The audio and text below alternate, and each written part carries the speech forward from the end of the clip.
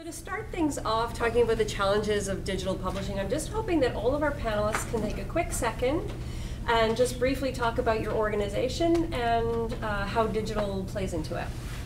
You want to start, Jenny? Sure. I'm with, my name is Jenny. I'm with National Observer. National Observers is an online news site daily that's focused on issues around energy, climate, some social issues, and politics. We used to be the Vancouver Observer, but then expanded nationally. Yeah, that's we're based in Vancouver, Ottawa, Toronto, and Montreal, and and we've been online pretty much since inception. Great, thanks. And Karm? Karm, CEO of Daily Hive, co-founder as well. We're digital only, so that's why they asked me to be on the panel, I guess. You know, we started off in 2008, just me and my friend. We didn't really know what we were doing, so when we started, we just kind of did it for fun, and then just kind of evolved and grew into what became Daily Hive now, and now we're in Calgary, Toronto, and Montreal, and we did the rebrand similar to why you guys kind of did it, but your tie-in is a lot better from Vancouver Observer to National Observer. It makes it a little bit easier tie-in, but just because we were going national, we had to kind of switch the name, and from just to kind of bring it all together, it was just easier to work with it instead of having like Vancity Buzz, Calgary Buzz, Toronto Buzz, which didn't really sound that good, and Montreal Buzz kind of sounded crappy too, so we just thought we'd just rebrand everything. It was a crazy exercise, but here we are, and yeah, we're head offices in Vancouver and just in Yaletown, and yeah, that's all I got. Thanks. So I'm with the Tyee, which is a online news magazine based in Vancouver. We also have offices in Victoria and an Ottawa reporter as well, and we are completely online as well. We don't do anything paper, besides the little welcome card that we send to our members. So yeah, we're completely dependent on and reliant on digital distribution. I'm Kate Lesniak. I'm the publisher at Bitch Media. Bitch is a 22-year-old publication that started with the quarterly magazine, Bitch Feminist Response Pop Culture. Now we have podcasts on a weekly basis, daily online analysis, as well as an on-campus program. We do rely on the digital sphere because everyone else does. So, you know, we really pay attention to it, but ultimately care most about, I think, our physical product, our magazine, as well as those relationships across audio as well. Thanks. For those of you who have print, so Jenny and Kate, maybe you can talk about, if you started with print, you did start with print, moving to, oh sorry, not Jenny, Kate, maybe you can talk about your move to digital a little bit. Yeah, so I think it was less of a move to digital and more of an expansion to digital. There are some publications out there that kind of said, we can't print anymore because the resources just don't allow it. But we never deserted our print product because I think we felt like that was the thing that might stand the test of time. And in fact, I think that question has yet to be answered. Right. But we have seen a little dip in our print subscribers. We did see a dip in our print subscribers. Now we're seeing an uptick again. Our digital audience is much bigger, but it's way less invested. And so we see that print product as something that is part of the conversation that we're having digitally that ultimately we would like to be able to deliver to more people. And so it's I would say it's a duality, and our print product is in some ways reliant on that digital conversation we're having, but we still find that 25% of our members that we just talked about last session are finding us on the newsstand, which frankly was devastating to me because it's expensive to be on the newsstand. But we're not going to be able to, you know, move away from those more traditional outlets because people are looking for us there, and that's where culture in many ways is created. Yeah. And for those of you who began all digital all the time, talk about how it's changed over the course of your careers or your time with the company. I find that, well, my publisher and co-founder, Linda Solomon Wood, she started Vancouver Observer in 2009, and at the time, I think, I came in 2011, but we found that print publications were still the authoritative source. So if an event, if a venue, if an organization kind of looked at you and was like, oh, it's a blog, and they'll just kind of dismissively treat it as a separate entity from real, quote-unquote, publications and news. But we found that perception has shifted radically in the last couple of years. and just probably at the level that Kate was talking about, you know, we didn't realize how much Facebook and Google would lord over our whole existence. Yeah. You know, in the coming years, and right now it's headed in a direction that you need to spend more and more money, and it's sort of up to it feels sometimes like it's up to somebody else, but yeah, but the evolution of digital has been that we now feel a lot more like we occupy a lot more space in the news that previously wasn't possible, and also that the mechanism, the gatekeeping, has changed a lot. What do you mean by that when you say the gatekeeping has changed a lot? Before, for example, you would pursue the kind of, and I think Karm can speak a lot more to this, but you would pursue the kind of topics that you know people organically really care about. Like, we would look at our traffic and say, like, oh, actually the Bollywood story was like the #1 story last month, or people really care about pumpkin patches. But yeah, but I think that now, just because of the way Google and Facebook have started to rank websites as being authorities on things, or we've started to care more about not just traffic, like what got the most traffic, but more like what got the most engagement, what do people care about, what do people consistently return to our site for. So that's right. Yeah, that's completely true. I think the gatekeeper thing is like, you see the transition in the growth of a lot of the independent blogs into media outlets being like just on that same level of locally, the Sun and the province. And when you look at what it was and the rise of that, and like a lot of the early stages in the early, like the 2008 was like that shift where SEO was still very king, and Google was where a lot of people were going to search for their news feed, or like search what to do in the city and all that kind of stuff. And we kind of saw that and recognized it, and we looked at it.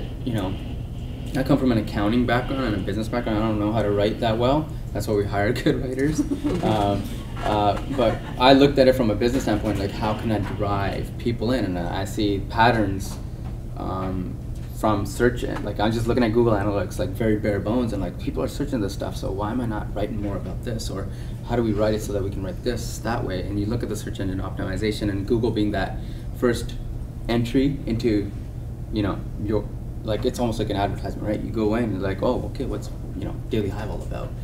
And then in around 2008, that's when that transition slowly started happening, and it was shifting over to social sharing, right? And Facebook being that gatekeeper now. And to this day, they still are the gatekeeper, but it's been almost a decade, and you're gonna see another transition. And what that transition is, and what that next phase is, and how people are gonna consume news, I don't know if anybody here on the panel knows. It'd be great if I think, but like you can just tell all, and it would be great. But I think like that there's going to be something, because a lot of publishers are just mad at Facebook all the time because they keep switching everything on you, and you have to pay to play, it seems sometimes, which is a piss off, right? Especially when you're independent, you're self-financed, debt-financed, and you're trying to, scream, I'm like, hey, look at us, and you're marketing with all the other people that are funded, right, or have VCs or capital investment behind them, and you're like trying to scream and shout, and then you have to kind of, it's usually your content that can rise above everything, but even then, in the noise of the digital space, can get lost. Sorry, can I ask? I don't know what content you have. I'm just not familiar with Daily Hive? Yeah. First of all, you got to go on that all the time. I'm joking. You don't have to. I hope you do, though. We're basically, we target millennials, and we talk about issues that are going on in the cities that we operate in. And we talk about anything from what's going on in the nightlife to food to events, but sometimes we'll even dig into deeper issues of politics and transportation and development and real estate. And from a lens of the millennial or a newcomer to the city, or what we always say is like the unforgotten, the people that are forgotten always. And even when there's political debates, our voice usually doesn't really matter, or it matters, but the policies never really reflect that. So we try to be that voice. Well, the Tyee was started in 2003, so next year will be our 15th anniversary. And that feels like a really long time for a digital-only news say, site. Yeah, on the phone. and that was before, pre-Twitter, pre-Facebook, pre-Google News. So it was a very different time. If you can go in the Wayback Machine and look at the Tyee's original website, it's hilarious. It's got all the old stuff. I think we all have that. It's got all the old stuff like word clouds. And yeah. So hot back What is then. your content? I'm sorry, I live far away. So Oh, okay. I don't know. Yeah, so the Tyee, we publish between 5, sometimes 6 days a week, and we do sort of more in-depth news and analysis on BC issues. So our articles are typically between like 700 and 1,000 words. So it's kind of a mix between a news site and a magazine. So we're like a magazine, but that publishes very frequently. And so we'll have some news items, some things that are news, but often it's long essays or analysis or opinion as well. So yeah, I think I've been with the Tyee for about 3.5 years now, so not super long. But it's been a constant evaluation with all these new tools and digital disruptions that have been coming on to continually refocus what it is that we do best and figuring out how to engage with the new reality, but not lose focus on what we're all about. Especially with things like when BuzzFeed came on the scene, it was like listicles. Everyone wants listicles, and we're like, is that what our readers or what our audience is really about? No. So let's just let that pass by us and let other people take that space. And it also seems like nowadays the news cycle is just incredibly fast. It's like things come up and they get sort of churned through, and then there's the hot take, and then the counter hot take, and then the calling out, and the counter calling out, and then it's done. I was reflecting with my friend, she was in Las Vegas when the shootings happened. That was a month ago. And that feels forever ago. Yeah. And so the breakneck pace with what's happening with the news cycle, I think is really concerning for publishers. Especially for us, we call ourselves the slow news geeks. Like, we're not big on breaking news, but we'll take a beat and publish something the next day that does some sort of original analysis and is longer and more thoughtful. So it's a real challenge to constantly be aware of what audiences are doing online, but continually refocusing and thinking of what we can add. So what I'm hearing from you is that you're taking a very know thyself approach with your magazine. Yeah. But then because of the nature of the kind of content that you're producing, you're trying to find the balance between the editorial that you're making and staying on top of that cycle, but also continuing to do what you do best. Yeah, and I think it really depends on what your business model is. Right. It's we do have advertising, but it's not going for bulk eyeballs. Like we bring on sort of values aligned advertisers who really want to reach our audience, and we don't promise 1 million eyeballs or 1 million impressions on your banner ad. Right. We're going to promise it's a very niche audience that's going to see your stuff, and increasingly we're getting more. Our fastest growing revenue stream is directly from readers in terms of reader support. So that sort of informs a lot of what we do.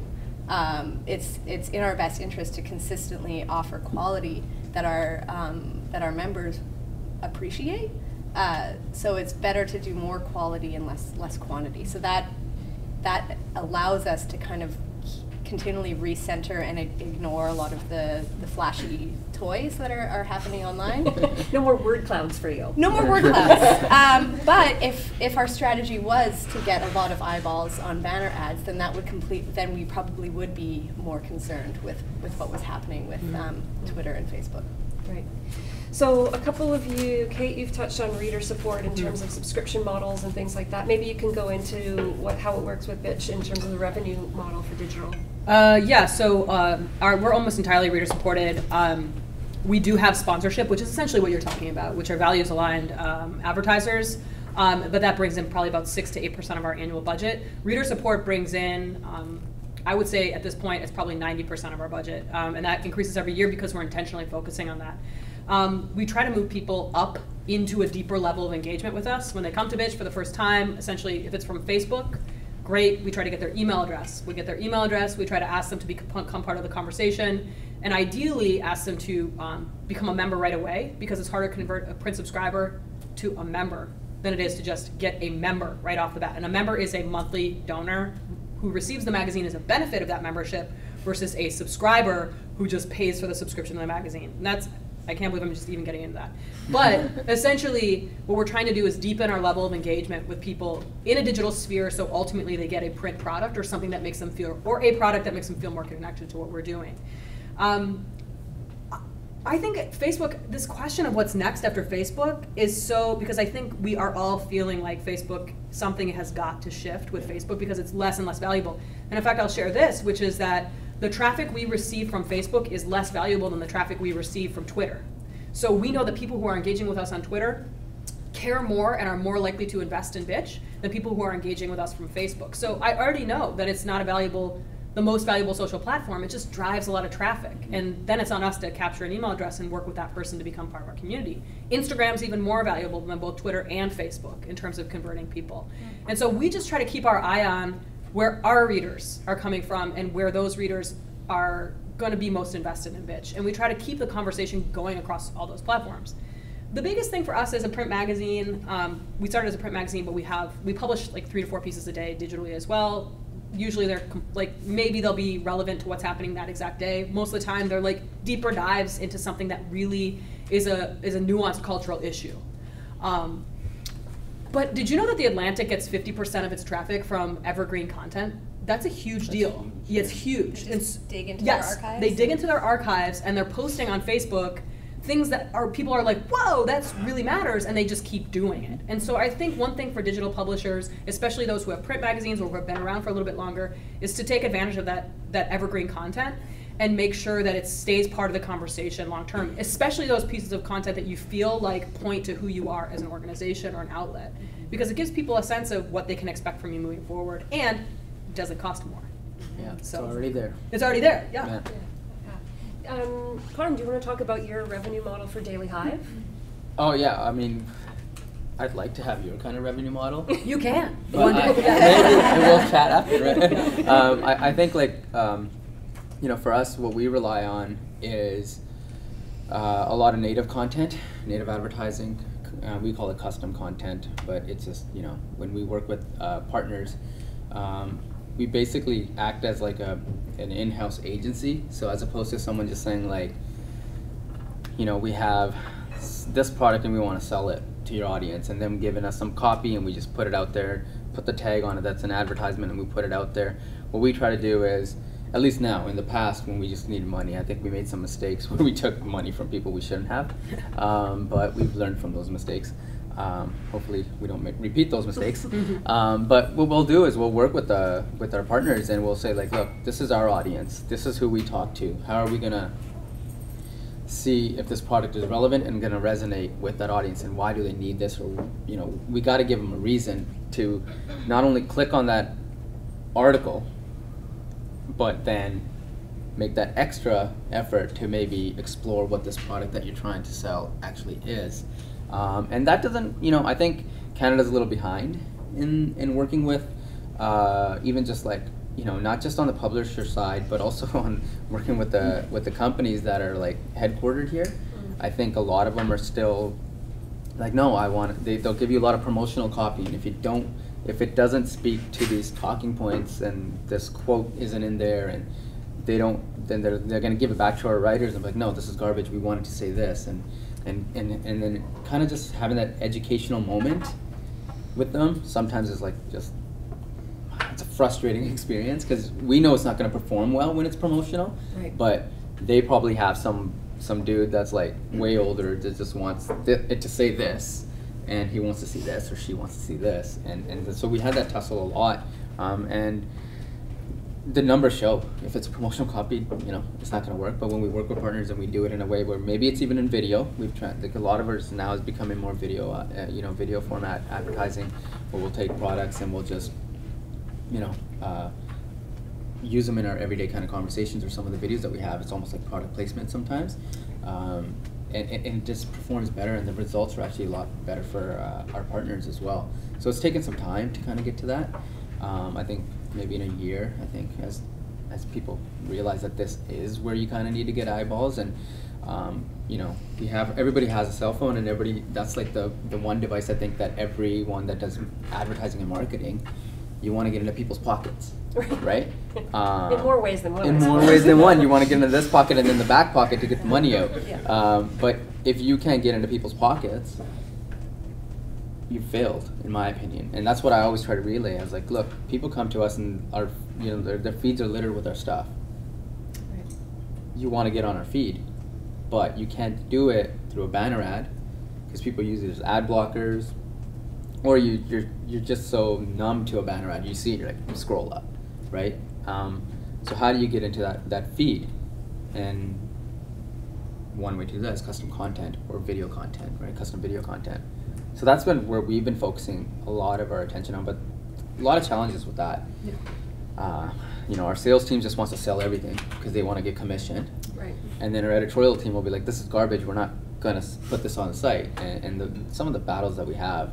It's nice to know that tension is still there. That tension is there. It's always going to be there, it? right? Like sales guys, they live and breathe with, their commission, so they want to sell everything. And if you're saying that you're not going to get this money, they're taking food off their plate.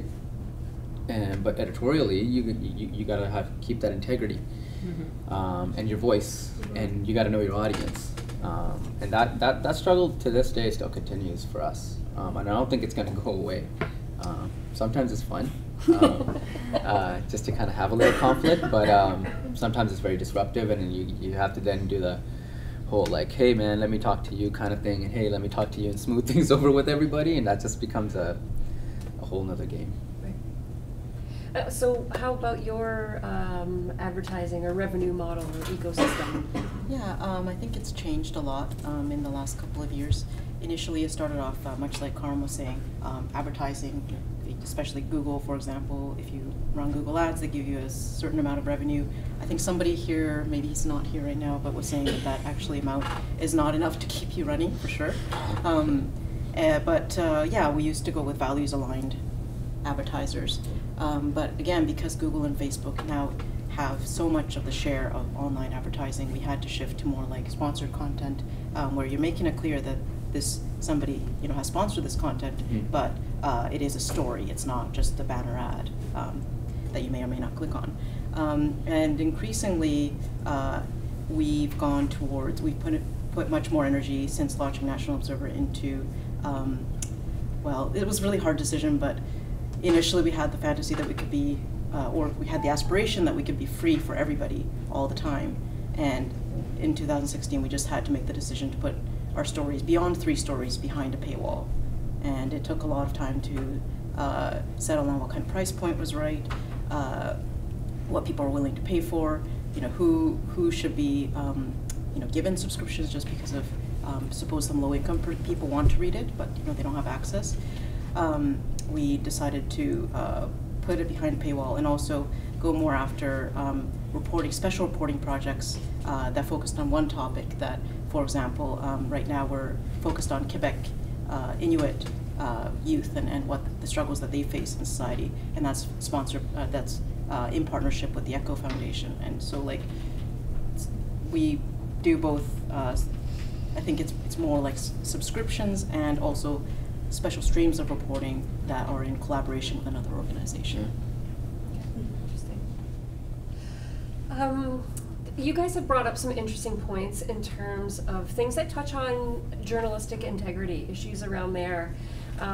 Do you have firm policies? Maybe you can talk a little bit about how you're maintaining these sorts of things at each of your respective publications. Who wants to go first? Well, shall we go this way? I'll start because I'm over here. So branded content is really interesting, and I think it matters because you do have to pay for your organization. You have to pay for what you're providing. BuzzFeed is the queen. I'm going to go with queen, not king, of branded content. That's how they pay for everything. Their product company is run by an MIT mathematician who is brilliant and creates products that are undeniably clickable and are going to generate revenue both for sponsors, advertisers at BuzzFeed, but also for the company. I think it undermines trust in media. I think that obviously that's where we're going, and bitch, we don't accept sponsored content We don't promote sponsored content. We don't do branded content. It's just not something we can do, and also know that number one for us is maintaining a trusting relationship with our community. We know that because that's our core value, because we are reader supported. So if we go after this one thing, if we start to whittle away at that, what's coming from Bitch versus what's coming from a sponsor, we know that that's going to be problematic for the very thing that holds up our organization. So we just don't mess with that. And part of it is that, you know, we've moved our investment into membership, and we're lucky to be able to do that. We're not digital native. I think that really matters in this sense. We have a physical brand that has been around for 22 years. I think that's an advantage for us. And actually, I was reading a little bit the other day about how actually those who do have a print product are having an easier time converting digital subscribers than folks who are digital natives. So I think we have a leg up in some ways, but also we are not going to push that line, because we see it as destructive to both media itself and trust in media, which ultimately is trust in democracy, but also trust in bitch media. But I'm not hating on people who are doing it, because, again, all the things that I just said about having a leg up in this other way. Right. Yeah. I mean, you can hate on it. I'm not going to, because you know what? The BuzzFeed quizzes are helpful to me. My identity, and they feel good when they get it right. What kind of brand are you? It feels good. Yeah. How would you know what kind of Disney princess you are otherwise? Exactly. Exactly. Yeah. Thank you, BuzzFeed. Yeah. Yeah, we do custom content in a section that we call Tyee Presents. But again, because we get a lot of support from our community, that's very selective of who we'll work with. So we kind of put a very spidey sense on whether or not something will fly with our readership or not. So spidey sense meaning like tummy feels? Gut check. Yeah. Okay. Gut check. Just kind of knowing who your audience is and trying to get to know people face to face or over the phone as much as possible, so that you can, you know, you have your psychographic of who your typical reader is, and you just kind of do a filter screen. You're like, how's Roberta going to feel about that? I don't know. What would Roberta do? You've got yeah. What would Roberta do? And there's certain things that we do, like we will do something where, like, we work a lot with people who do events, so cultural organizations, universities, and so we make something available to them. It's like, hey, this is an event coming up, very, it's not super complex, but it's just like, here's their event, if you want to go here. So it's not a lot of journalistic content, but it's a better way to showcase people's events than, say, a banner ad. Sure. But then we'll also do, like, if they want something that's a reported article, we're willing to talk about that, but we have very strict guidelines of what that is. Can you expand on what they are?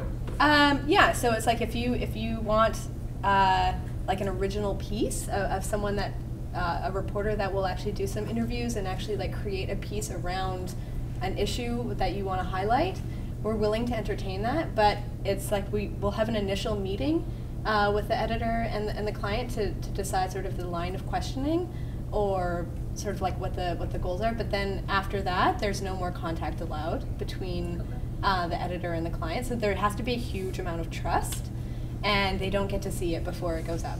Oh, fantastic! That makes me so happy. Yeah, because then you also you can get into a lot of back and forth, like you said, where it's just like, we don't like that quote, we like this quote. So you have to set that at a pretty high bar and say, unless you agree to this, we can't work together. And there's also people that have, when you work with foundations or something who want to do a special series, you have to get very clear with them on what journalism is and what it is not. Right.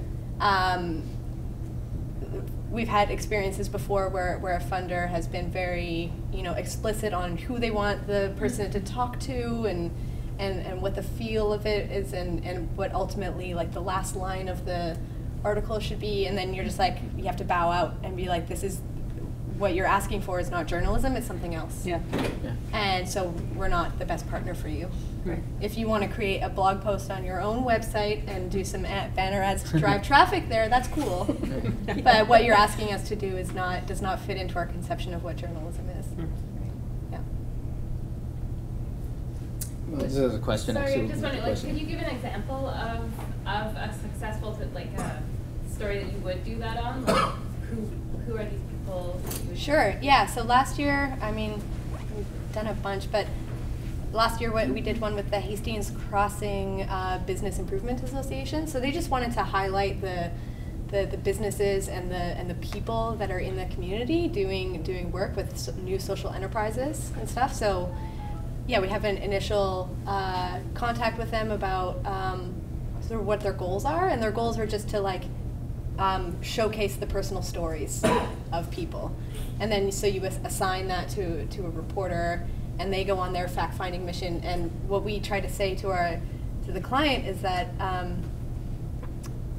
the reporters are good at finding a story, and they're good at knowing what readers will be interested in reading about. So you have to trust us that we're good at doing that, and then just let us do it.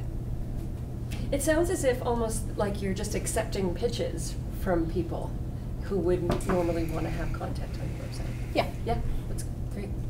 So are they paying for the article, or are they paying for ads that are related to the article that your reporters end up doing? They're paying for the article, but it's in a section called Tyee Presents, so it's marked so people understand that it's paid for. And what is the ballpark kind of cost that they're willing to pay for that kind of intense research, writing, editing, production?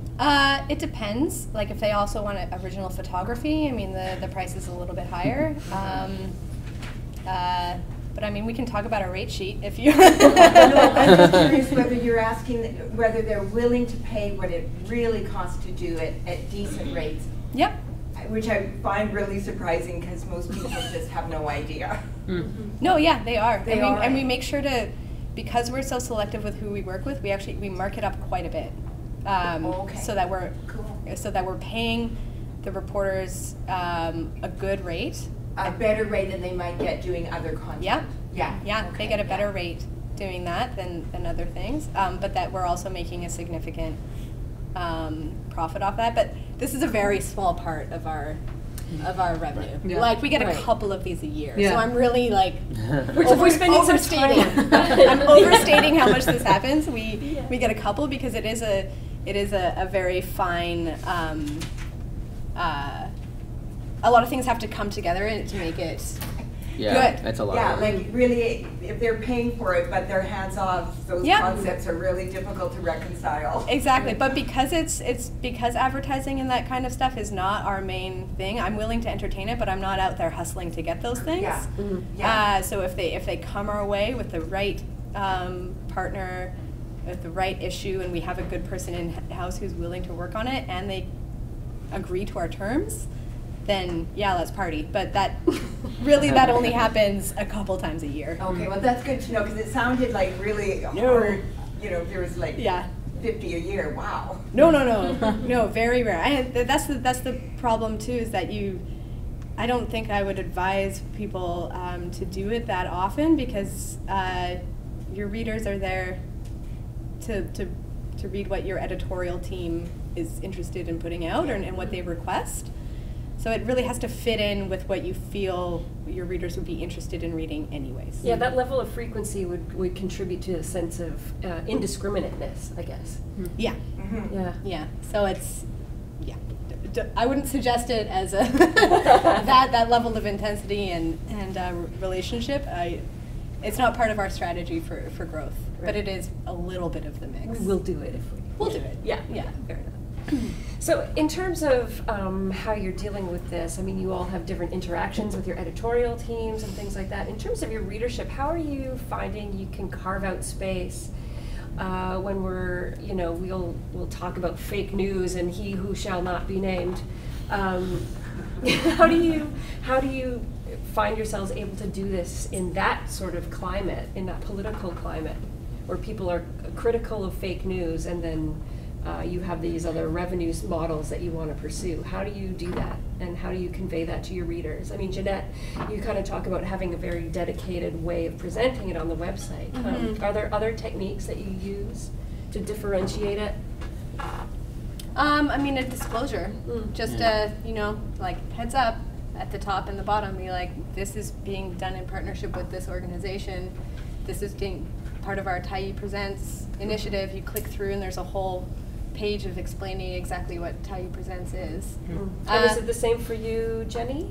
Yeah, and also I think maybe I'm misunderstanding, but fake news to me is like actually fake news. Like it's like actually these events never happened kind of thing. And then whereas what we're reporting on, it's verifiable. You know, these people exist. They are in the position that they say they are, or the events happened the way that we reported on them. So yeah, a disclosure at the end and it's in the beginning as well, as I think as it is on the Tyee. But yeah, we don't see too much confusion around the fake news because unless somebody like blanket denies the existence of climate change or something like that, you know, it's real. Yeah. Right. So. Yeah. And Karm, you have a very different publication. So how do you handle these sorts of things? How do you handle the ad-ed sort of tension, and how do you differentiate yourself in these spheres? Yeah, one of the things that like we kind of run into is like a lot of our partners that we work with will have some negative stories about them in the news. Right. A specific example, won't name it, the organization, but they're an annual partner. They pay a decent amount of money to get into our content and get with our readers on other video, Instagram, or through custom content, or even just through traditional banner ads. And you know, there was a lawsuit pending for this organization, and it was a big story. We had to write it, and we were going to write it regardless of having this relationship. And you know, that was the one time where I think, you know, our editor-in-chief, you know, he came up, he's like, I'm writing this, just so you know. I was like, okay, that's fine. You have to write this as a story, yes, it's huge, right? And our ad guys are like, whoa, wait a minute. And I was like, no, there's no wait a minute here. I think like they got to understand that this is a story. It's, you know, everybody's going to pick up on this, so we have to do. I don't care if they're paying for it. And we ran with the story. And didn't really have any, like, you know, in that instance, we didn't have any negative repercussions because the individual that we were dealing with, we had a deep relationship with them, and they understood that we had to run this story. Right. We did offer them a chance to have their side of it, which wasn't really being published. So we want, like, you want to give a quote, you have that right. If you don't, you want to stay silent, that's up to you too, but we got to run the story.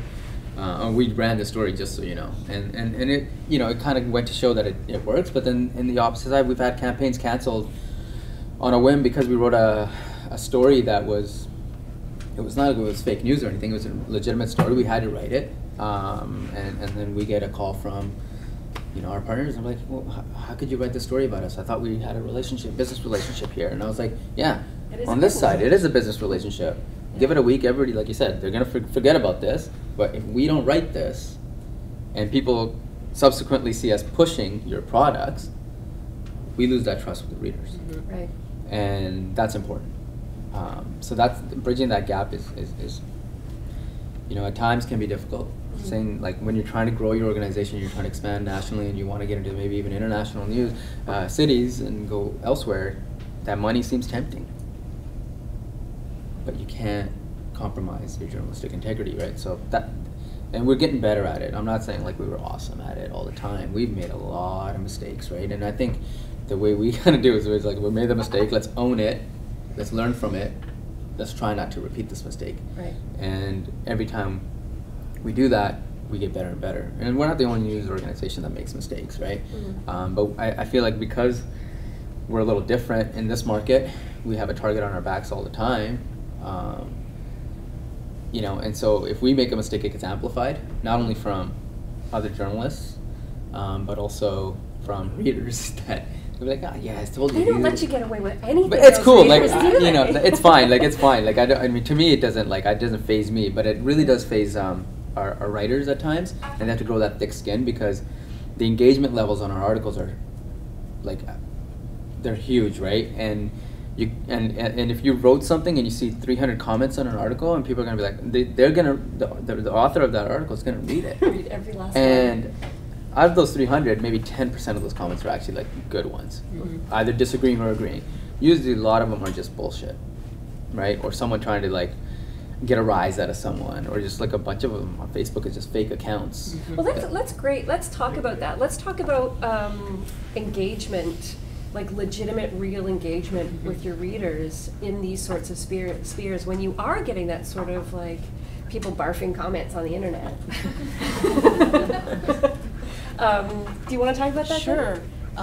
We, for a long time, had comments available, like you can comment on a story if you had an email address. Every single story. Pretty much. That was Vancouver Observer. And then we noticed that there are some people, there's some really valuable comments, like, oh, did you consider this perspective? And it's like, ooh, maybe we didn't, and maybe we'll watch for that next time. But other times it's, there's two different kinds. There's like spam, which is coming from a different country that has nothing to do with your audience. And then there's people who just seem to hate everything you publish, but never miss a single story. We,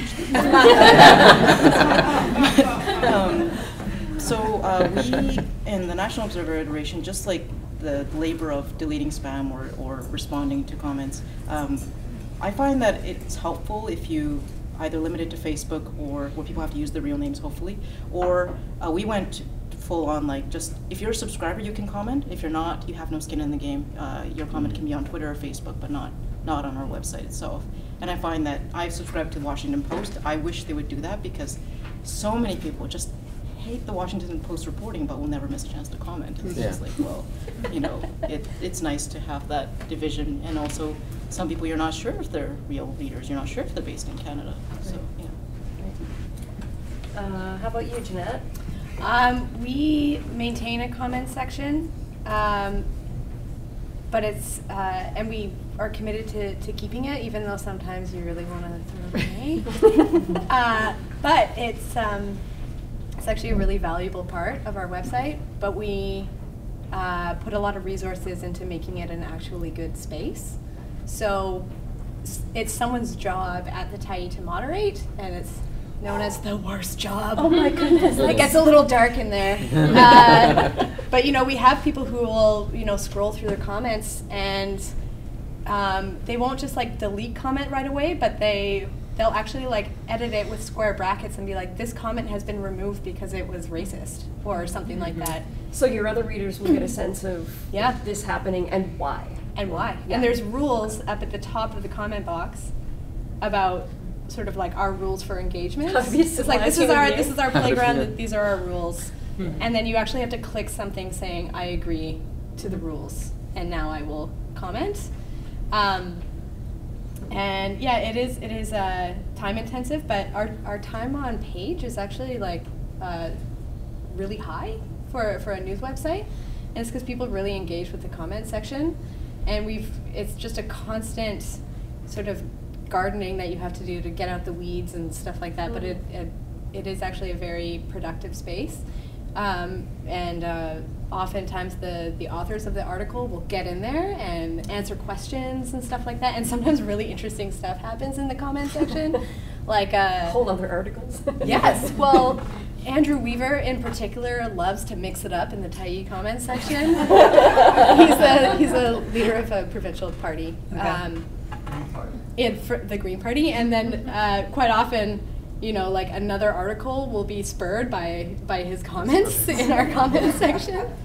Sometimes he's suspiciously commenting in the middle of the night. Who knows what's going on there? But yeah, our reporters, they're not required to, but they're encouraged to actually get into conversation with people in the comment section, to answer questions, to look for further lines of inquiry. And that's really good. I mean, of course there's lots of comments on Twitter and Facebook, but we pay most attention to the comment section on the website. Yeah. Kate, for your publication, it's political and activist. So how are you dealing with these sorts of things? The comments thing for us is an ongoing question. We have comments on our website, but a year ago we started getting extraordinary amounts of spam. You had to register an account in order to log a comment. And so we did the over-under on it and decided, no, we're going to close accounts right now. The way you get a new account is to become a member or buy something like that, because we also weren't getting a lot of valuable comments on our website. Right. I think part of that is that Facebook is made for a place to for people to make their public comment and be seen, right? Like it either adds or takes away from what people think of you intellectually, and you're hoping, for better or for worse. But it's a place that is made for those conversations to happen, and we see a lot more meaningful conversation on Facebook or even on Twitter or in our Instagram than we do on our actual site. But I'm not saying that's our end game, because I think this time on page thing is incredibly important, and also knowing that people can have a conversation that's in a place that's part of this feminist community, which is what people are looking for. That could be a huge valuable thing for us. And so right now, comments are closed on our website, but I don't think that's the end of the story for us on that. I just don't think we figured it out yet. Yeah. Has anyone really figured it out? I mean, I think we're all sort of experimenting with. Totally. There's what something we're called the experimenting. Coral Project. Oh, yeah. Yeah, in the States, and their whole thing is to try to figure out how to make comment sections a good place to be. A safe place, yeah, troll-free. Yeah, and they actually have just A troll-free internet? I would like to Really? move to that country. Yeah. Seriously, that's the U.S. you're talking about. So. Oh, Yeah, but if you look on their sort of resources, what we're doing is already following a lot of their principles. Mhm. But they've also, I think, just come out with an open source commenting software Yeah. that you can use instead of like we use Discuss right now. A lot of our readers really hate it, so we're considering trying that out. But it's software that's specifically designed to have a fruitful, good conversation. Is Coral Project funded by Mozilla? I think so. Yeah, so Mozilla's invested in it. That's a big funder, That's a huge you deal. know, and it's a problem for them too, so Yeah. cool. But they have a great website, and this is all they think about and all they talk about. Yeah. Making the world troll-free. Oh, sorry, the internet. Which Yeah. is the world. You know, the world, yeah. Commenting is a big deal. Some subscribers of ours called us saying that we really need to be able to comment, and they just didn't know how, like the mechanism, but that was kind of the make or break of whether they want to continue subscribing or not. So. Wow, that's huge. Yeah. Has anyone else experienced anything like that? I feel like your publication would be very much like that. People are really invested. In Bitch, yeah, people are invested in us. I don't know if it's a make or break, but when people place orders on our site, like they subscribe or become members, we have a comment section when you place your order. So people can tell us like why they subscribe to Bitch, or they can tell us why they decided to buy that back issue or purchase this cool mug. And that's helpful, and we forward that around to our community as well. We sometimes share those with our community. But I do think that engagement and the accountability that comes with it is really helpful to us. And being, you were saying this, Karm, being accountable to your community and being willing to step up to that plate and say, your comment was right on, this relationship needs to change, and the way that we see this issue can be guided by our community and can be kind of like move forward, yeah. So. This is such a funny time because Jeanette, you said Tyee started in 2003, so you're the old timer in the digital sphere. Bitch has been around for 22 years in print, and then how long is your digital? I think we've been online since 2004. 2004, I mean, so pretty but- close. Yeah, but it was like GeoCities stuff. It It was like, hey guys, we're going on tour, stuff like that for a couple of years, honestly. I can't believe it. So it's still very new. I mean, a lot of people are coming into into this industry. There's lots of people who are kind of new to the industry. I can probably see in the room, and you're kind of used to it from day one. But as you've seen it evolve, it's really a lot has changed. A lot has changed. What do you think is coming next for all of you in terms of your digital interaction and how your readers interact with you digitally? We'll go this way now. Yeah, we'll go this way now. Okay. Awesome. Switch Yeah, let's go on the line. Yeah. Think about this a bit. Okay, I can go first. Go for it, Sure. We're focusing a lot more on video. Video, content. okay. The problem with video, obviously, is the cost investment, Sure. and also just the amount of time it takes to package the content and the product. There's a lot of pieces involved to put that one video out. So, we've invested in our video teams now 5 people, and that's not including like hosts that we kind of have that we're kind of toying around with. But just the idea, like when I was watching your talk, and the key with video and like almost anything else is you got to consistently do it, or else people will not tune in. Yeah. For us, being a little bit bootstrapped and trying to do it, and like how do we come up with ideas? How do we have that space where we can create? How do we do it so that it'll resonate? And that's kind of like working with the community, trying to figure out what resonates, but at the same time, the same team is also still in charge of doing some of the videos that are with our partners as well. Right. So, which takes infinitely a lot more time to create just because of the back and forth. So resourcing wise, it becomes a little bit of a challenge, financially and just time wise. But that's our big focus is going to be on video, because we're seeing a lot of engagement on video. I know Facebook is obviously pushing video as well on their algorithm for the time being. But also I think from like just from a pure business objective, when you see our videos getting like 60, 70, 80,000 views, an advertiser will be like, oh, that's a thing. That's a thing. I can have it presented by. So like a lot of our content isn't even, it's just our video content, and a sponsor just wants to be like, hey, this is something that we kind of believe in. Can we just say it's presented by us, and we say nothing else? It's just your content. But we just want to get our 2 seconds in, and then they're back out. So that's for us. That's our big push. What's next for us? Oh man, I have so many ideas, so many things I would love to try. But it's really about having that runway of funding to be able to do stuff, and being able to have a little bit of research and development time to make sure that you're putting out something that's really good. So it's just a constant toggling back and forth of sort of like growing our membership program, and promising something, but allowing a little bit of time for us to figure out if it's a good thing or not. Because that feedback loop is super important. Oh, yeah. You have to do the postmortem sort of thing. Yeah, well, and especially if you're relying on reader funding, which is what we do. What works best is if you say, like, what works best for us is if we say, if we get this much more, we'll do this, and you have to deliver. Yeah. You have to report back and show that you are a trustworthy place to put money in, and that that the project will actually come to fruition. So it's just a constant back and forth between like putting things in front of our readers, saying like, do you want this? Yes. Yes and or then, no. Yes or no, and then doing it and sort of testing back and forth. Right. But yeah, with the story with the Tyee is just consistently coming back to figuring out what we're best place to do, and trying to roll with the times a little bit, but not sort of lose focus on what we do best.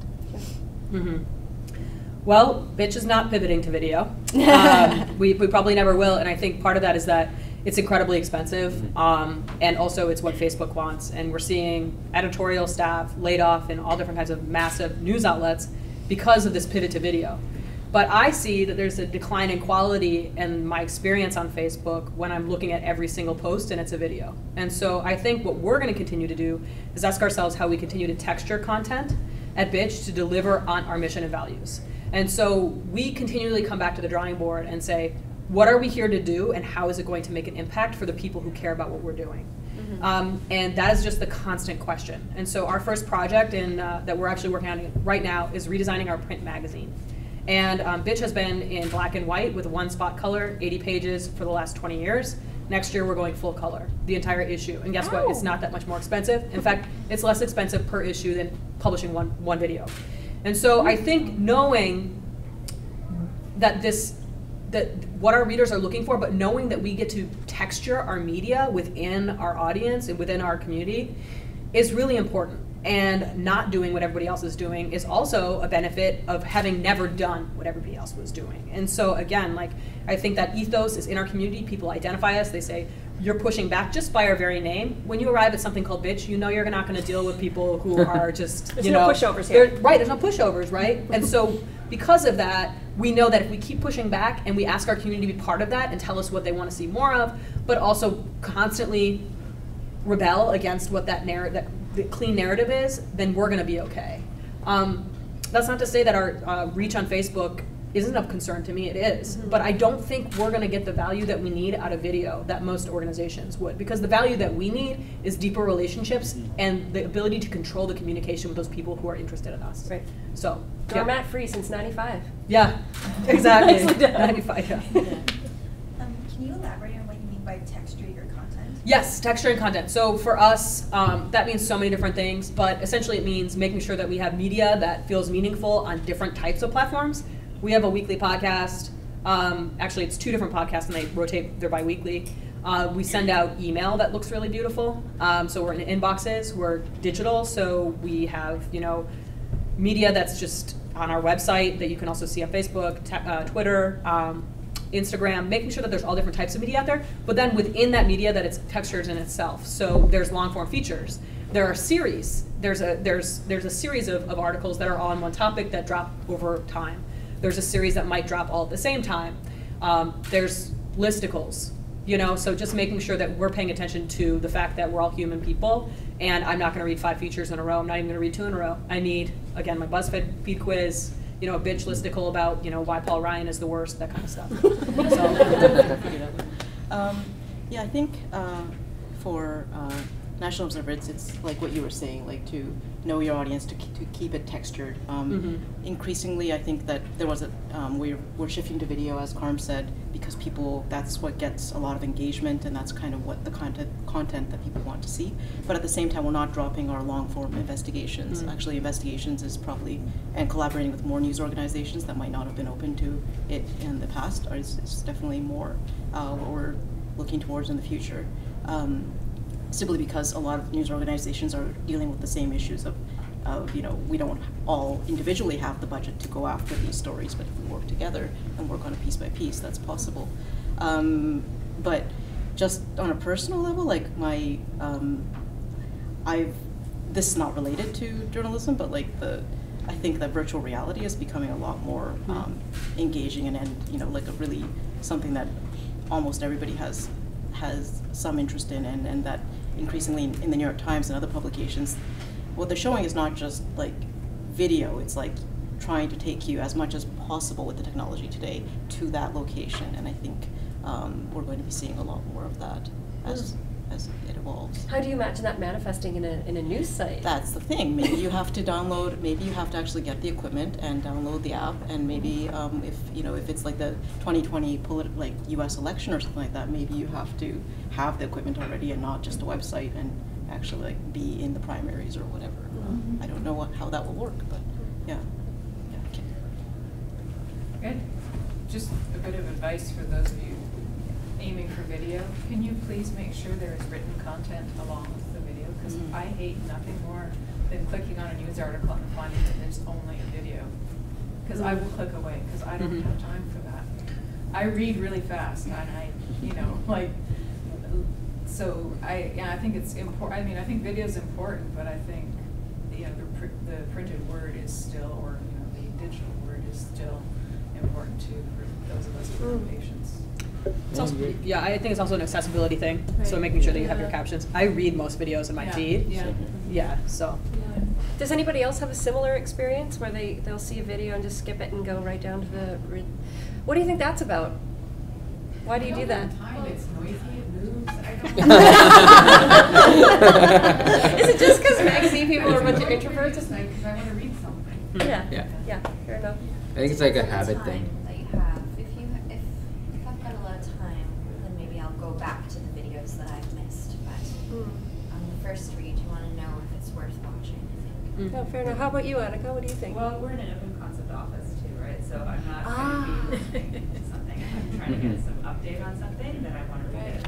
Right. So I can't just sort of blast it around it. I guess since more of us work in those sorts of environments, you can't exactly be just cranking the video. Yeah. Data. And you pay for data. I don't know, personally, I think if someone's just sitting there telling you something, we'll just read it. But the video should be there if you visually need to see what's happening. I don't want to watch someone talk at me. I'd rather read it. Yeah, fair enough. Fair enough. I can't stand a video. So for me, like a video, I have to know that it's going to have something that I really want in it. If I'm not confident about it, I want something that I can skim my eyes down and go like, that's the thing that matters to me. Yeah, like how often do you get someone sending you a video and they're like, keep watching until like 1 minute and 3 seconds. It's worth it. Like, Nobody's got time for that. That's when the product placement comes in.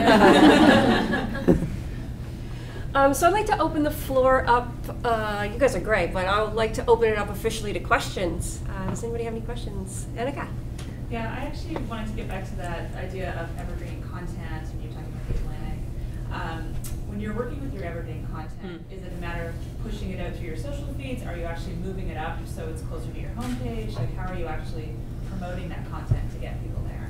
It depends. So sometimes if it's just an article that's like 31 Halloween costumes that are not culturally appropriative, like we're gonna put it on our homepage because we know that our direct traffic is gonna want to see something like that.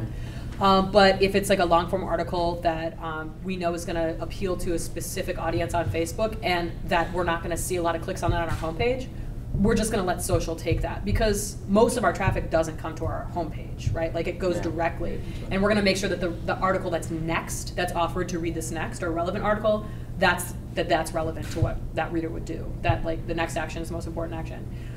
Sometimes we repackage an article. So we can say, for example, like, this topic is really important to us, environmental justice and racism, right? This is really important to us, so we put out like a reader or a digital reader that has the same tag, and we aggregate that content by a tag, and we'll share the tag. In that sense, it will pull the content from whatever date it was published and push it to the top of that specific tag that we're looking at. So I also think it's something we're still figuring out. When the Atlantic, a couple years ago at a conference I went to, and the Atlantic's like publisher, I don't know, he seemed incredibly important, was talking about their traffic, and he dropped that stat, which was that was 50% of their traffic came in. I was like, wait a minute, we need to do that. And so we're still answering that question of what that looks like for us. And a lot of like the evergreen content just gets shared by readers. Yeah, like organically. Organically, Yeah. Like sometimes we'll see a spike in an old article, it's like, what the hell happened here? Nobody shared this. But you just find out somebody shared this, and then just and it matters, and it keeps going, right? Yeah. And that's another benefit of evergreen content is that it markets itself if it's a really well written article that speaks to, you know, a point of view that someone kind of holds dear. So. Mm-hmm. Yeah, we don't. We have this really weird story that keeps on popping up in our most read stories almost every day. But it's because of what people are searching in Google. Which is what? Well, okay. So it was this beautiful essay written. God, it's got to be like 10 years ago, and it's all about like attraction between men and women. But it's not like a, you know, like a dating tip or something. Not it's like actually a like Cosmo a. article. No, it's like a really nice essay that talks about someone's, like, I think it might even be a book review or something, but in the URL it says how men choose women. And that is one of our most trafficked articles every single day. It's so weird, but it's just because of what people are searching. But it's totally not relevant to what people, like, it's not an article about how men choose women. It's like kind of like a esoteric, thoughtful exploration of it. So I really would love to get someone who searched for that and be like, so what'd you think? Do people stay on the page though? Yes. Yeah, it's really weird. Oh, we're getting them right in the feels. Yeah, I guess so. I would love to know what people think of it. We should actually put a little comment box and be like, this is probably not what you were looking for, but what do you think? Yeah. But here you are. Who's the author?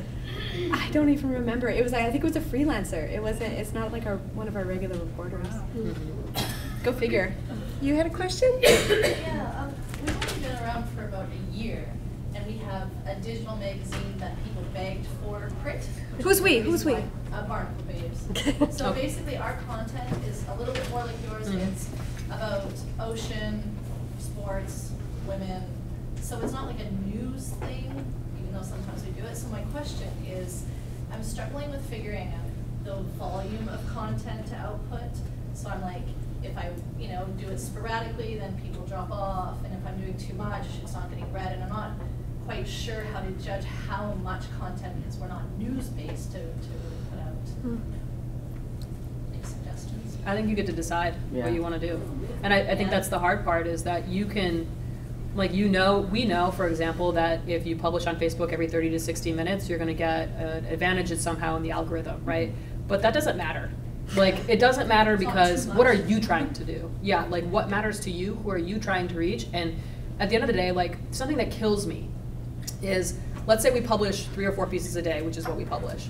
2 of those pieces, they're gone. You publish them, you put them on social, and let's say X number of people read them, and then what value are they, right? Like, what, as media creators, I think we have a responsibility to ourselves to ask how we're spending our time and how we're moving the conversation forward in a way that we think really matters. And I think if you're going to tailor your concern to what Facebook wants, you're going to create content that doesn't matter tomorrow, doesn't matter an hour from now. And so then you see other publications, like there's a magazine out there called Jacobin, which is, socialist publication. They started in New York. They're beautiful, they're glossy, and they do their brand is unbelievable. And they only do what they want to do. And I don't know how often they publish on Facebook, but they're growing.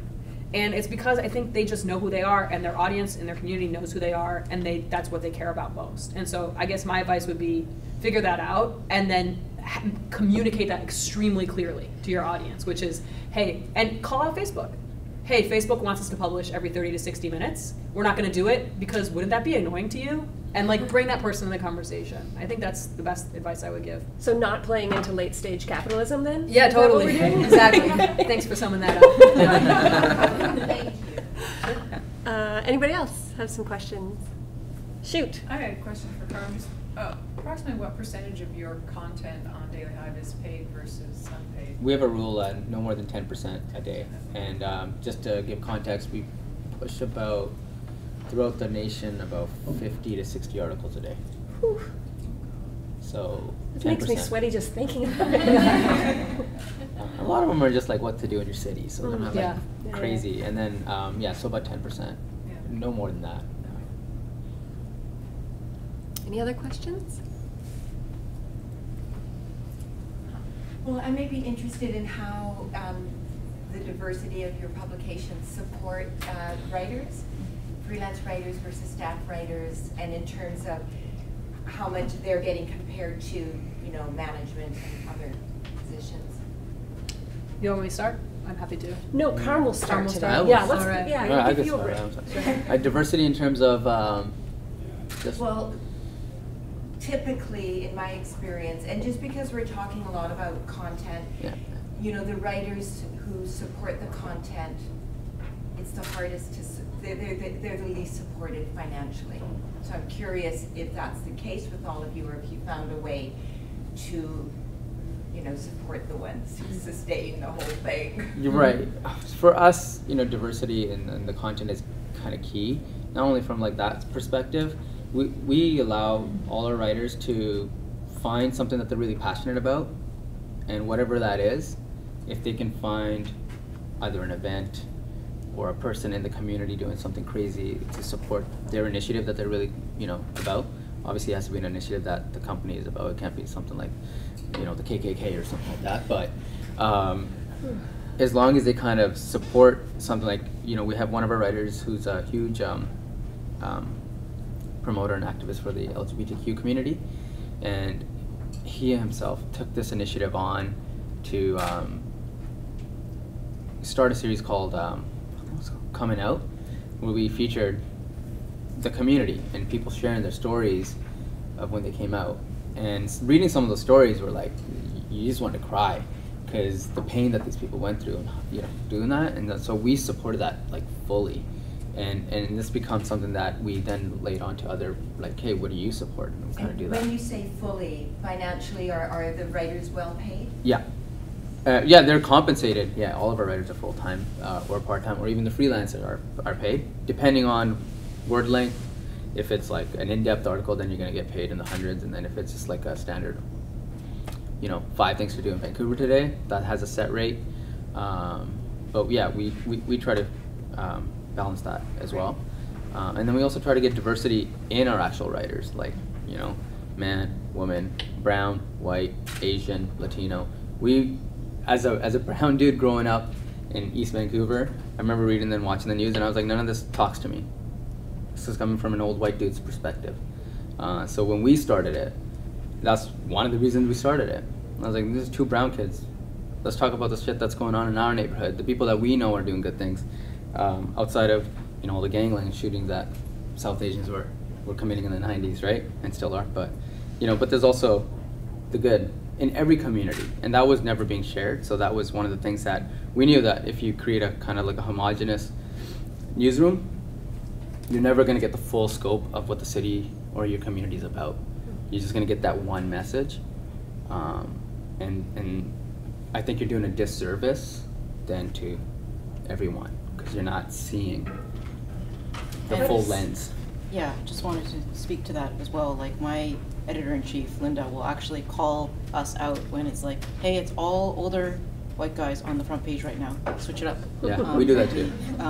Or if the people we interview, you know, none of them are female, none of them are, or even the writers, like if it's like an issue about Islamophobia, get, you know, Muslim writers talking about it, not, you know, just one perspective. But yeah, in terms of supporting writers, I think that it's great that you guys pay for the top 5 articles and such as well. We tend to, the people who submit op-eds to us, unfortunately, it's usually people with just something they really, really want to share, but they have, op-eds unfortunately are not compensated, but the reporting is compensated, whether it's freelance or monthly, you know, regular. We have 3 full-time staff reporters, and they're, you know, on payroll and have benefits, and they're employees and all that stuff. And we don't, well, I shouldn't speak for the editor, but there's no like strict quota for what they have to produce every week. I mean, it's a back and forth because the website's a hungry goat and you have to feed it. But it's not like but it's not like they have to do like 2 stories a day. So they get a bit of breathing room to, you know, if they want to go deeper on something for 2 weeks, then that's fine. I mean, they're our staff, so you get that kind of relationship. And then we have people who are on, like, who we call regular contributors, so they're kind of on a stipend, and every month, and, you know, we have sort of columnists, so they'll do like four columns a month, or we have someone like Andrew Nikiforuk, who's just like kind of our rock star, and he kind of gets to do whatever he wants. You know, sometimes he'll be on a streak and he'll submit 8 articles a month, and sometimes he'll duck out for a little bit, but he gets that regular income from us. And then there's, you know, freelance. But yeah, we pay for every freelance piece. But if it's a submitted op-ed, if someone is like, I have sort of a letter and I want to get this out as a response, especially if they're doing it in a professional capacity, like they are writing on behalf of their organization, right, then no, we don't pay for that. Right. Yeah. The Bitch has a number of like investing programs in our writers themselves, and so in the last couple of years, 2 years ago, we launched a writing fellowships program, which is for emerging writers. We have 4 each year in 4 different categories, and they work directly with our co-founder to work on their writing. They publish a number of pieces in print, in digital, and also some podcast stuff. And so we see that as supporting those writers and launching them into careers if they would like to be freelancers or on staff somewhere. So that's an investment in emerging writers, and we feel like that's kind of like walking our walk. But then beyond that, we are also trying to create better opportunities for contributing writers at Bitch. So we have 4 editors on staff, and for the most part, our editors do write, but we also bring in a lot of freelancers. And what we want to do is create structured opportunities for those freelancers to be able to count on articles from Bitch. So we are not going to be able to provide salaries for most of our freelancers, but we can do is say every month you're going to make a couple $1,000s and you can write X number of pieces, right? And we would like to continue to create structured opportunities like that because I think the landscape is only getting worse, more slippery for freelance writers. We also try to do things like understand when Teen Vogue publishes an amazing piece from an amazing writer because Teen Vogue pays $1 per word, right? We don't pay $1 per word.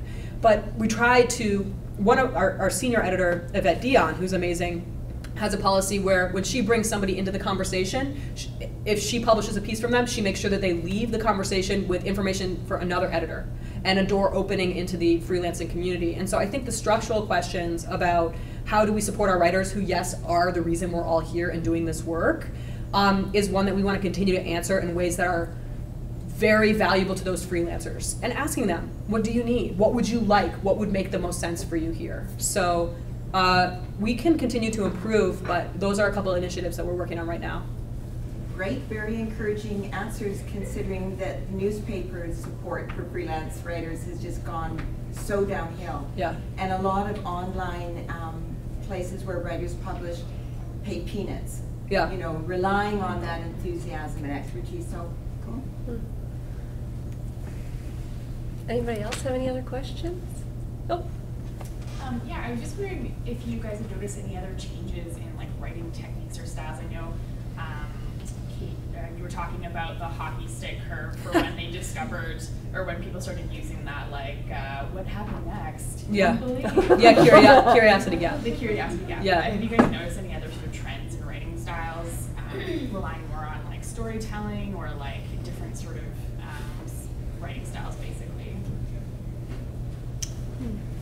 My first thing that I'm noticing right now is that there's a lot of investment in packages of stories and creating different verticals that really feel like they could be your home. Like you're really into, for example, this style of writing, and you can come back for more and see more here. But in terms of the curiosity gap stuff, that was unbelievable. And I think that's what Facebook is working against, is allowing that type of control over its product. Because that's what happened, is that Upworthy essentially said, Facebook, we're smarter than you, and we're going to use your product in order to reach people. And I haven't seen anything like that since. And I don't know if we will, because now Facebook has droves of humans working against it ever happening again. But I don't know, are there other trends that you're seeing in terms of style or in copy? I think one of the trends that's kind of on the outs is the listicles. Oh, right? Even for myself, I see BuzzFeed not popping up on my feed as much. So that's a trend that's definitely, I think, on its way out, but it'll be replaced by something. For us, what we're trying to do is we're trying to package it all into like series. So like if we're doing a series, like even when it's the election, we'll try to package it so we give it a nice home, so everything kind of lives there. I think a lot of people are doing a lot more. They're getting back to like, you got the short snippet articles, but then investing a lot more in the long form, evergreen kind of content. I think we're seeing that shift again. I think the consumer is craving that. And we've been doing that.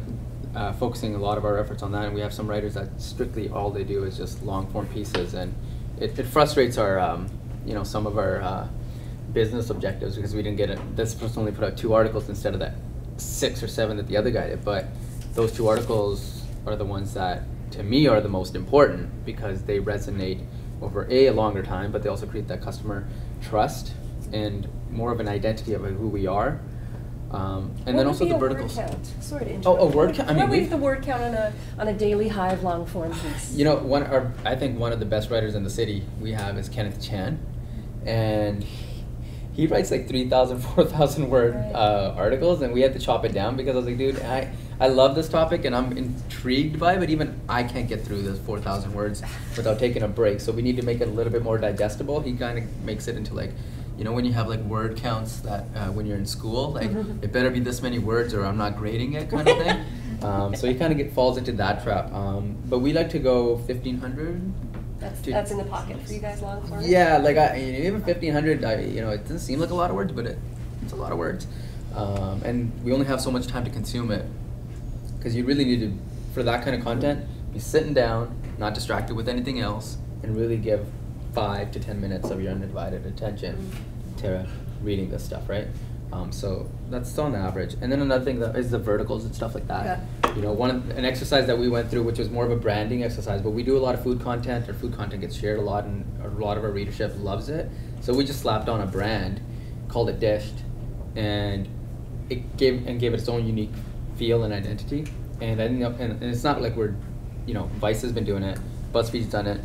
Mike's done, like a lot of brands they've been out there for a while, but what we notice is it achieves 2 objectives. A, people that just come to us for food are now like, hey, I can just go to this, and I don't care about who died or like what's going on. I just want to know what restaurants are opening up or where I should go eat ramen or whatever. But from a business perspective, it was also great, because all of a sudden we had people knocking on our door saying, how do we get on that? And I was like, is that all it really took for you to know that we had this already? Like we didn't do new content. We just gave it a home, gave it its own identity, and all of a sudden it also became a revenue generator for us. So can people subscribe just to Dish? Like, is on there Facebook? Yeah. On Facebook? Yeah. Okay. So like they're just so they don't have to get cluttered with any of our other stuff, because we do like 50 to 60 articles a day is a lot. Yeah. And then you can like go to the website and there's a tab for. So for us, that's something that we're gonna, in the next year, focus on. We have another vertical launching in November, and then another one following after that, and probably a couple others in the new year. It's more of a branding exercise because we're already writing about this stuff, but to me, I find it interesting that's all it really took to kind of get out there. We're pretty short on time, so I just want to take a minute to ask you all to put your hands together for our amazing panel, Kate, Jeanette. Thank you so attending this session. There's lots more to come, so enjoy.